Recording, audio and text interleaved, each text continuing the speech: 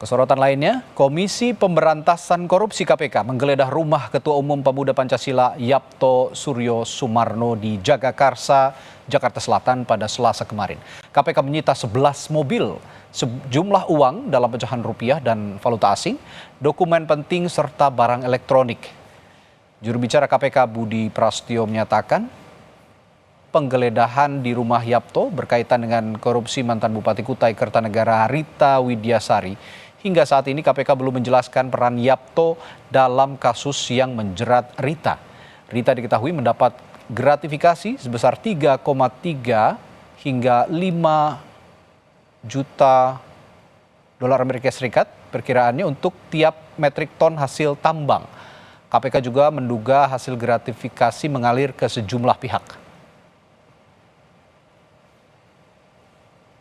Kegiatan penggeledahan terkait dengan perkara dengan tersangka RW, yaitu di lingkungan Kutai Kertanegara, yaitu penggeledahan di rumah saudara JS.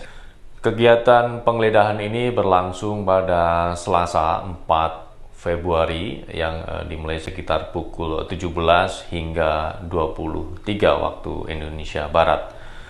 Adapun dari kegiatan penggeledahan tersebut, penyidik menyita 11 kendaraan bermotor roda 4, uang rupiah dan falas, dokumen dan juga barang bukti elektronik lainnya.